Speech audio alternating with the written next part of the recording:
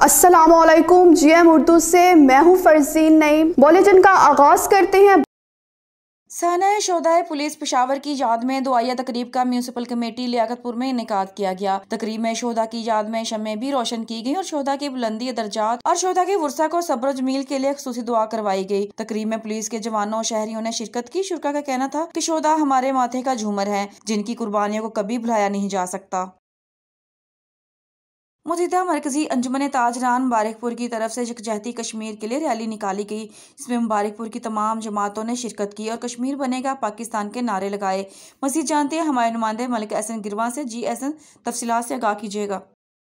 जी बिल्कुल, मैं इस वक्त मौजूद हूँ मुबारकपुर में, जहाँ पर मरकजी अंजुमन ताजरान की तरफ से कश्मीर के लिए एक रैली निकाली गई है। कश्मीर से यकजहती की रैली मरकजी अंजुमन ताजरान मुबारकपुर की तरफ से निकाली गई है।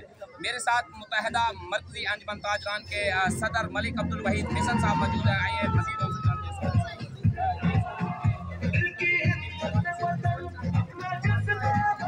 इंडिया को बताना चाहते हैं कि मुबारकपुर का बच्चा बच्चा ताजरान और तमाम हमारे पास मसला के इस चीज़ का सबूत है कि कश्मीर अकेला नहीं है। हम मुसलमान हैं, हमने ला इलाहा इल्लल्लाह मोहम्मद रसूलुल्लाह पढ़ा है। ला इलाहा का मतलब क्या? कश्मीर अकेला ना समझे, हम कश्मीर के साथ हैं। ये मुत्तहिदा मरकजी अंजुमन ताजरान के सदर थे और जनरल सेक्रेटरी भी साहब मेरे साथ मौजूद हैं। उनसे जानते हैं उनका क्या कहना है। सर, आप क्या कहेंगे? देखिए कि हमारा शुरू से ही एक नारा है कि पाकिस्तान का मतलब क्या, ला इलाहा इल्लल्लाह, कश्मीर पाकिस्तान की शाहरत है। मैं मुतहिदा मरकज़ी ताजरान मुबारकपुर और आखिर बज़्म हसान की जानिब से तमाम अहलियान इलाके इधर मौजूद हैं, तमाम मसालिक के लोग भी मौजूद हैं कि हम कश्मीर के लिए हर फोरम पर आवाज़ भी उठाएंगे मीडिया के ताउन से, और हम जिहाद के लिए भी तैयार हैं, क्योंकि कश्मीर का एक ही लिहाज है, अल जिहाद अल जिहाद अल जिहाद।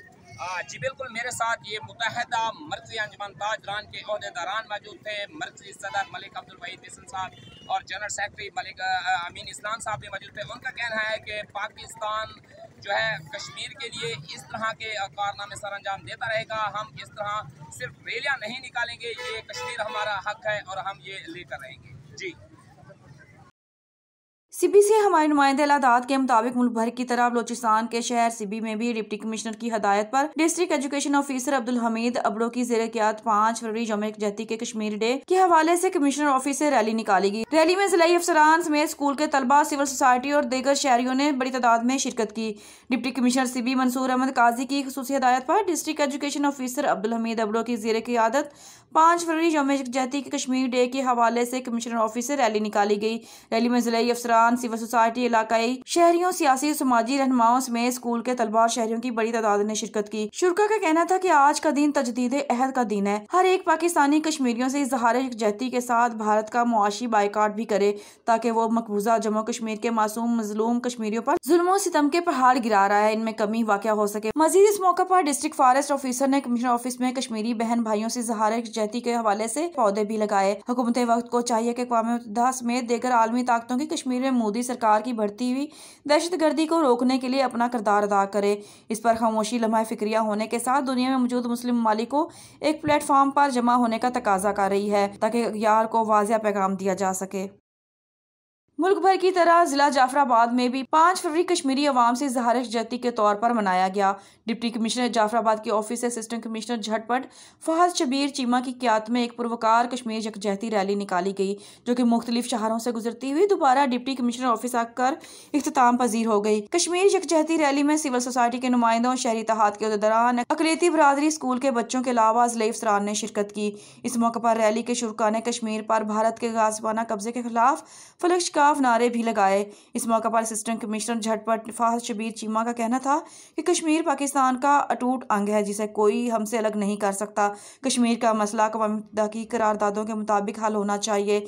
इनका मज़ीद कहना था कि भारत होश के नाखून ले, क्योंकि वो दिन दूर नहीं जबकि कश्मीर की अवाम को भारत के मज़ालिम से हमेशा के लिए आज़ादी मिल जाएगी।